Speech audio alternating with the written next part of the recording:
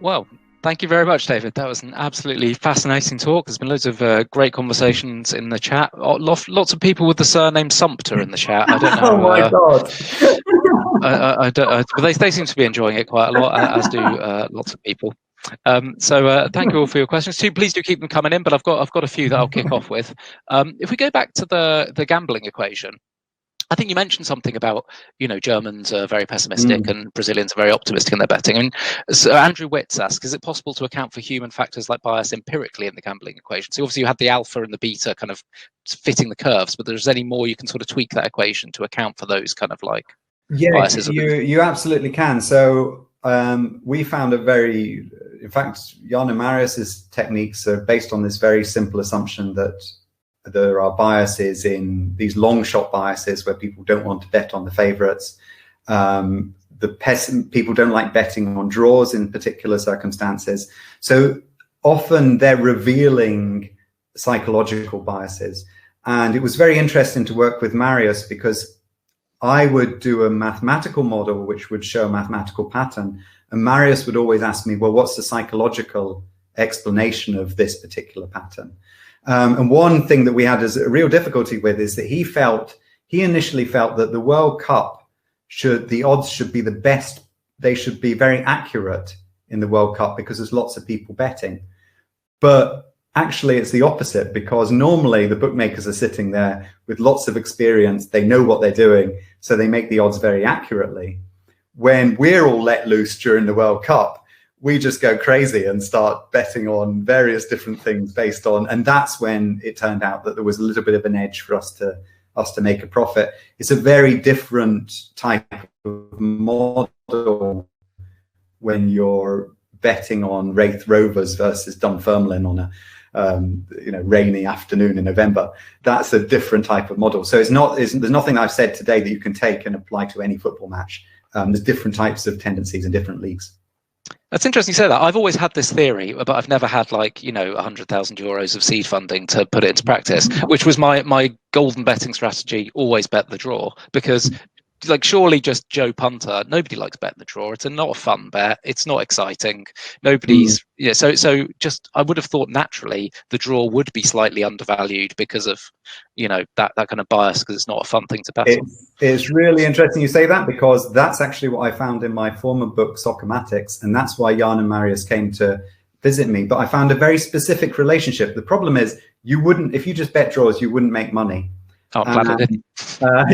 Because the relationship was that in the Premier League for some time, if very good teams met each other, Arsenal versus Manchester United, no, they were two terrible teams, Liverpool versus City, they met each other, then betting on the draw would work quite well there. You get very generous odds. But if it's weaker teams in the Premier League, the relationship didn't hold, and it didn't hold in other leagues in the Premier League. So there isn't like a fail-safe route to those types of things. You have to study each market individually, fit your betting equation to the particular market. And you maybe want to put in other factors. I didn't quite get to that. There's other factors like home advantage. Weather is one thing that you might want to put in. Those types of things allow you to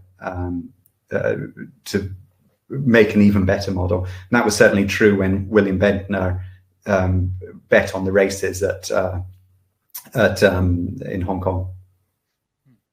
Excellent. Actually, Yelmer asked a question, which is, do you know how much money they started with? Right. No, they didn't tell me exactly how much money they started with, but they must have had something.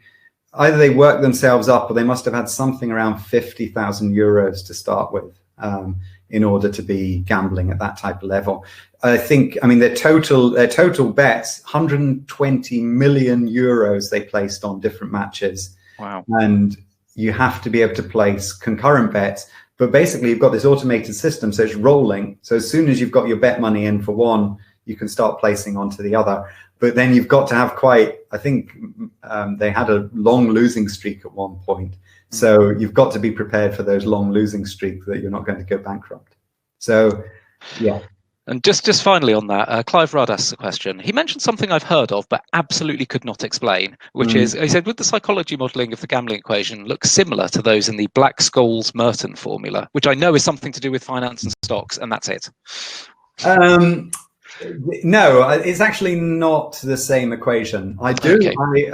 The Black-Scholes model is one of the 10 equations, or the model of diffusion of financial markets. It is one of the 10 equations, and but it's not the same as the betting equation. And you can see I called it Scholes because I was thinking about football. Sorry about that. So we'll go on to some other questions now. So Keith asks, how could Google patent an equation that was already in the public domain? I don't think it was just the equation that they patented, right? They patented, yeah, I was skimming over that to hold time, but they patented the right to use that equation in internet search. Now, what? I mean, you know, I don't know. I'm not an expert at patent law. It's not something I spend a lot of time looking at, but you just look at it. It just says, here's an equation. Very useful equation of finding the eigenvectors of a matrix.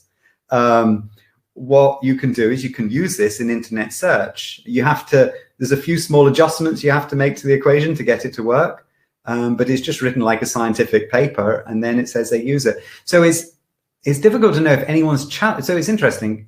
Stanford owned the patent, and they sold it to Google for $350 million worth of shares, and those shares I think would be worth $1 billion today. And so that tells us that's what it's worth, patenting that equation. What's very difficult to know is I don't think they've challenged it. I don't know, but maybe they do. You know, no one else has a search engine like that. I think maybe you could use a variation. There hasn't been a big court case about that patent, but I find it quite scary. There's patent. Facebook has a lot of patents for basic. You know, they have a patent for principal component analysis, which is a very basic method for categorizing things. They have quite a lot of patents on equations. I think, yeah, probably three of the equations in my book. The social media giant owns some form of patent. You can apply this to this thing. I absolutely am not a patent lawyer and absolutely not an expert on US law, but isn't it the case that sort of these patents came to, you know, people in the 90s and early 2000s, where they came in front of, you know, judges and other people that just simply had no concept of what this technology was, so people were able to patent these incredibly general things, like, you know, displaying an image on the internet and just patenting that.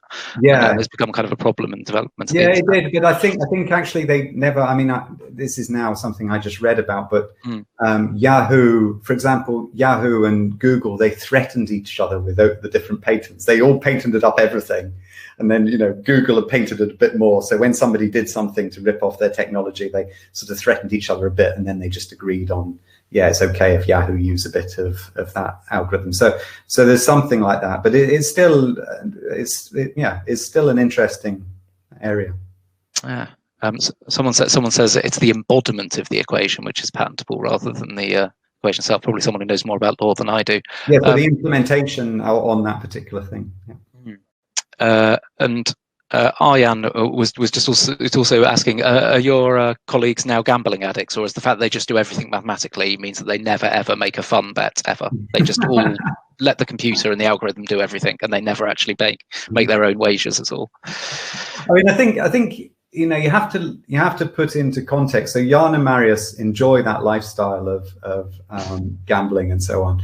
And they made €838,000. That's a lot of money, but they're running a company. So what we're talking about there is the profit of a company. They've got 4 or 5 employees. There's things going on. So it's like any other business. And it probably isn't as profitable as the financial mathematics people running those types of businesses. I don't think that's a direct answer to your question. No, but that makes sense.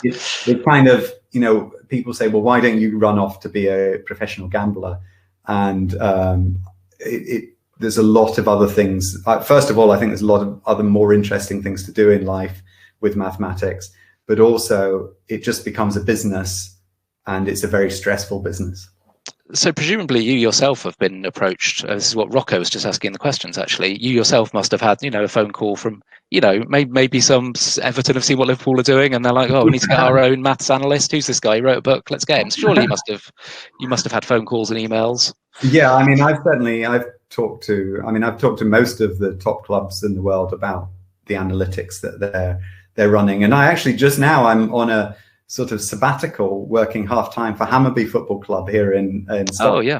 And so that was much more interesting for me because they actually gave me access to really quite close access and working access to what's going on within the club. While if you work with a big club like Manchester City, then there's just so many people with different voices. It's a lot more fun working with Hammarby, and we've got one analyst there who I work together with. So, but yes, I talk to other clubs on quite a regular basis about the different methods they use and so on. Excellent. So moving on to a slightly different topic. So unfortunately, apologies everyone, I do try and pronounce people with sort of non-English names the best I can. I know we have a lot of viewers in India. Hi to everyone in India. But this person's name I'm finding very hard to pronounce. This person, Hujahur, asks, can you use maths to win at poker? Which I think is obviously yes, but I wondered if you'd like to sort of expand that a bit. Well, there was actually a psychologist recently, is it Marina Konikova, who's sort of got a book out about winning at poker, but she was sort of coming at more from a psychology perspective. But there's been people before her, is that right? Yeah, so the poker has recently, I think a year ago, it's now one of those problems that computers are better than humans at solving. So it came way after chess, of course, and I think it came slightly after this big thing with Go. But now a computer at Texas, I don't know, one of the high stakes Texas game things, is now the champion.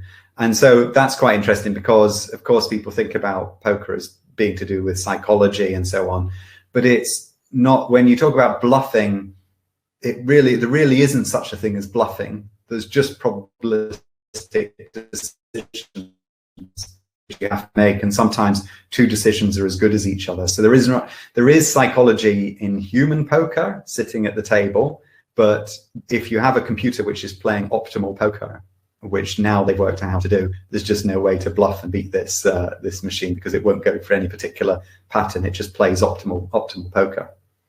And optimal. I'm just trying to think that over in my head. And that doesn't matter about the opponent. So if you're playing incredibly irrational humans or very, very, you know what I mean? Because your style of playing poker. That's a really good question. Yeah. So if you're playing a really rubbish poker player, then you will be able to take money from that poker player quicker than this optimal poker machine. This optimal poker machine is more unbeatable in the sense that in the long term, nobody can take money from it. But if you're playing with someone who clearly doesn't understand poker and always just throws in all of their chips very early on, then the machine will take a little bit of time it won't try and work out that at all, actually. It won't work that out. It will just play its strategy, its optimal poker, and just slowly take that pile of chips, while you can just take that pile of chips immediately off this sucker that you've met. So there was actually a question about one of the other equations, actually. So Laura Hollister was saying, can you explain more about the equation that looks like the correlation coefficient equations? I don't know if you want to go back a couple of slides. Oh, I've got this. This is everyone got their maths questions right here, and they've got. Can you explain the correlation? Yes, I don't know if we can take up the slide with all of the equations on it.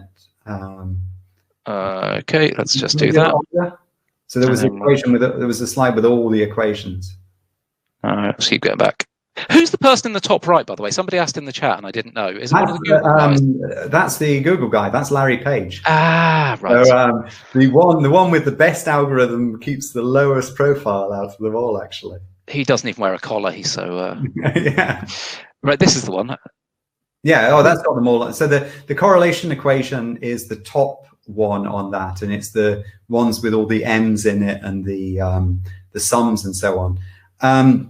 And in the book, I call it the advertising equation. And the main use of that, I mentioned principal component analysis earlier. The main use of that is for categorizing us. So Facebook are actually the biggest user of the correlation equation. What they've done is they're trying to find out what type of person you are in order to decide what type of adverts they're going to show you. And what they do is they have lots of people, and they find out correlations between the different things that people like, and they allow you to show you products. So that's whenever you open up Facebook and, for example, you get an advert for something which you've maybe been talking about with a friend only a few days before, and it feels really spooky. The real truth behind that is that they're using this correlation equation, that you and your friends' interests correlate a lot. So if your friend has bought that product, then pang, you get the advert for it. They're not necessarily, and I don't think that they are reading your messages in order to get that. So yeah, correlation equation is. I also mentioned Nicole Nesbitt, who in the last slide, she was the one who was studying the interactions online, the interactions of people in political discussions, and she's trying to inform MPs about what the important things are to focus on. And she, of course, has loads of abuse online, loads of just wild discussion. And how do you pick out the most important aspects of a discussion? And she uses a correlation equation to do that, to take out all of the noise and pick out the most important things in the discussion. Oh, fantastic. I've done that one there. I was going to. Somebody else asks, are any of the, obviously we talked about Black-Scholes earlier, but are any of those equations to do with finance? Because someone mentioned Jim Simmons, who's like a billionaire hedge fund manager who. Yeah, so the one, yes, exactly. The one that was the one in the middle there, where I had Virtue Finance. That's there. I look. What I do is I break things down into three parts. There's a signal. That's whether it is a good investment to make. There's the noise, that's all the fluctuations up and down. And there's also a third component which is used in financial markets today, and that's the feedback. And that's the fact that we're all irrational and we follow each other in various different ways. And a lot of financial modeling is about finding those three parameters, signal, noise, and feedback, separating them in various ways. In the book, I take example of buying headphones. You can buy your trusty Sony headphones, which you know are going to work. And they're the signal. Then you can, the feedback is for example, Beats headphones, where it's all like really cool stuff and lots of advertising and so on. Or you can go for a noisy brand. So I take up a Japanese brand that I bought recently. They're not noisy headphones, but we don't know much about them, so you don't know what to buy. So those are the three types of components in financial mathematics. And what financial mathematicians do is that they put those components together, they estimate them, and they use that to decide how they should make investments. Again, actually, often they know nothing. For the book, I talked to a financial mathematician, and he, during the 20 years he'd worked, he had never once tried to value the underlying value of a company. All he was doing was studying these components and working out how they were correlated and how he could make that small edge without ever understanding anything to do with the companies that he was making money off. Wow. And that's sort of analogous, isn't it, to the football betting, where you can make money off football matches without actually knowing who the first choice left back is for Uruguay. Yeah. Stefano brings up a thing. I can't remember if this formula was one of the 10 or not, but he asks what about Bayes' formula and what's that used for? Because I think we've heard it's come up quite a lot recently in the British media. I don't know about Sweden, because suddenly we're all finding out about specificity and sensitivity of tests. Yeah. And it's been a lovely moment of public education of mathematics where suddenly people are like, what? But the test is 95% accurate. Anyway, I'll let you explain it better than I could. No, well, that's a lovely question, because of course it's in there. It's equation 2. I put in the betting equation first because it was a cool story. But then I put in Bayes' equation. I call it the judgment equation. And I actually wrote an article for The Guardian today with exactly the point you make, saying that we've become more educated about mathematics through all of this, and because of the testing and the false positives. The examples I use, I don't have any Corona. I wrote the book before Corona. The example I use is if you're in a shaky aeroplane and you're getting a little bit scared. This is the worst trip that you've ever been on. what's the probability you're going to crash down and die?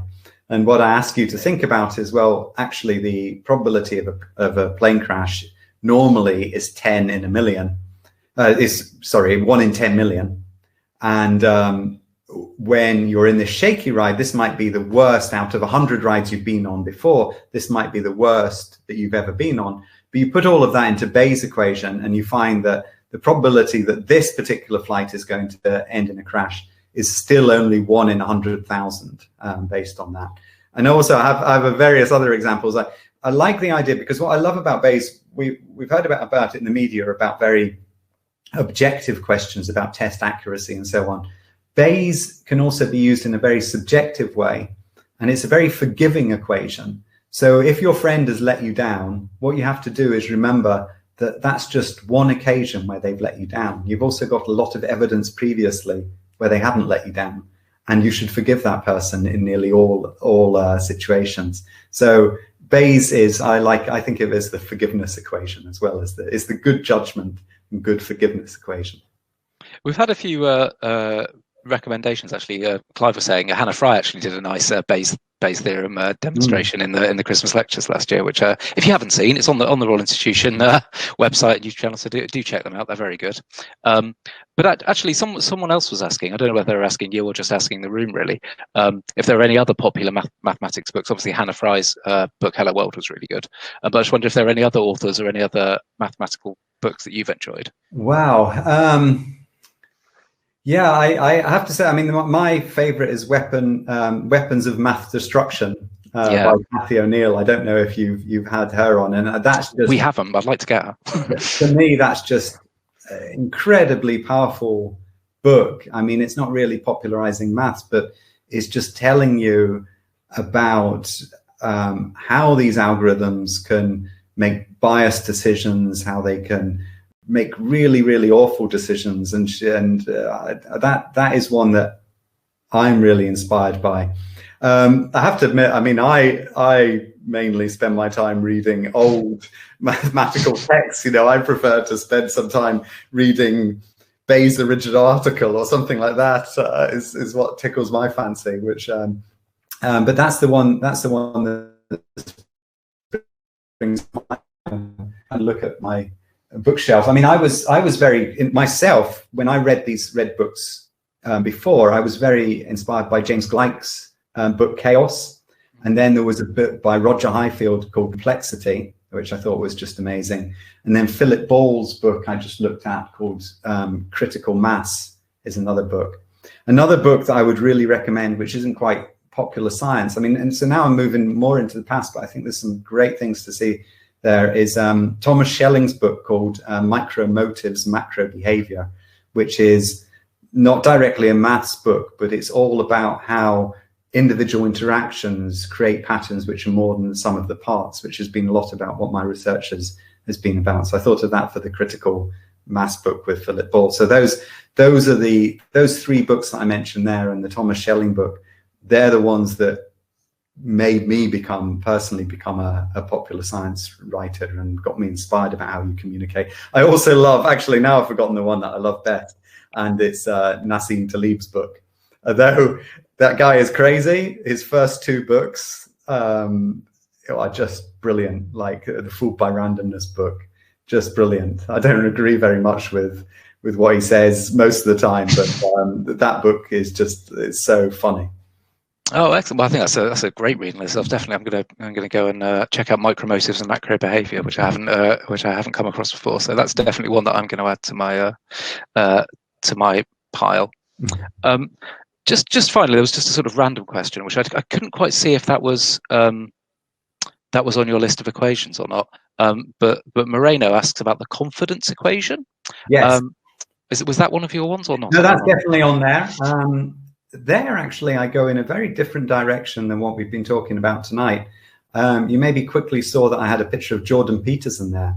And what I do in that chapter is I start with a bit to do with gambling and how you can use a confidence equation there. But then I look at racism and sexism. So I look at, the thing is that if you apply for a job and you're black and you don't get the job, there's no way that you can see that that's a racist decision, because it's just a one-off decision. And okay, the white guy got the job and you didn't. But what a colleague of mine, Moa Bursel, did is she sent in CVs with Arab-sounding names and Swedish-sounding names for a load of different jobs. And then she saw how many people got callbacks. And there, she could use the confidence equation, because she could create a confidence interval, and she could show that actually the callbacks were racist, that the Swedish people got more callbacks than the people with Arab-sounding names. And you see that this is a widely used technique, both to find sexual discrimination or gender discrimination, and to find racial discrimination. And it works, and it shows why it's much more mechanistic. A lot of the things you hear, lots of discussions about gender differences start with, well, men and women are different. And yeah, okay, men and women are different. But here you can do an experiment to see. One really nice example is they showed different job descriptions, and they said, how much should this person get paid? And men, according to people who answered, should get paid $1 for every 95 cents that a woman got paid, just by how people were assessing these descriptions. And people said themselves, everyone should get paid the same for the same work. But when they did the categorization, they were biased. And those types of discrimination, you can only lift out with the confidence interval. Right. Fascinating. So I might have mentioned this to you before, and for the people watching, I've noticed that talks about maths, particularly sort of over the last 6 months, have been actually amongst our most popular. And it's just actually when you were saying the thing about weapons of math destruction, I was thinking that's another thing we've had an education about, is the algorithm that came up with the A-level results and caused a load of chaos. And so actually, throughout the coronavirus pandemic, we've had learning how to read exponential graphs properly, learning about specificity and sensitivity and Bayes formula, learning about epidemiological spreads and exponential curves, and now also about how algorithms might go out of control if you try to apply general algorithms to an individual. So I think it's been maybe that's the point of why everyone's been so into our maths talks, because suddenly maths is now more relevant than it's been in everyone's lives. I think it is, and I think we've known this for a long time, the people who've been doing research in the universities, because my background has never been in pure mathematics. Everything that I've done has been about applying mathematics to all the different things you've done. And I've never found a problem with engaging people and saying, look, I've never found a problem with finding people who want on really interesting questions. Everything from locust swarms to fish schools to football teams. People have always wanted to do this. And I think now it's reaching out into the public domain. And it's very nice. Actually, I think there's a lift for pure mathematics as well. There's lots of interest in those types of questions. But I think applied mathematics is becoming more and more, is being known, well, in this small secret society, has been known to be important. But now it's sort of spreading out to a wider public. Well, that's probably a very nice note to end on. Just before we go, I'd just like to say a few things. Do remember that anyone is welcome to join the Royal Institution as a member or a patron. There's no nomination or qualification. So if you're interested and want to help support us for another 221 years, then please go to our website, rigb.org, and sign up. The book, The 10 Equations That Rule the World, is out now in all good bookshops, available everywhere. Is that right? Yes, I'm sure. As you said in the start, it is very nice if you can go down to your local bookshop and buy it. But of course, I know that the algorithm works better for me if I buy it on Amazon. Well, seriously, I do think it is good if you can support your local bookshop and get a copy there. Just before you go, David, how can people find you on the internet, and anything else you'd like to plug? I'll put it in I have a Twitter. That's my social media of choice. I'm not on Instagram or Facebook, but look me up at Soccermatics. I've just put it into the chat, and you can follow me there. And and I'll post. I post about a range of things. Fantastic. And so we think England to win, over 2.5 goals, and both teams to score. Is that what? I never give gambling on individual matches. Fair enough, David. Well, thank you so much for your time. I've just had an absolutely brilliant time, and I hope everyone in the chat and is watching has enjoyed it too. And we'll see you all next week. Thank you so much, David. Take care. Thank you very much. Thank you. Bye-bye.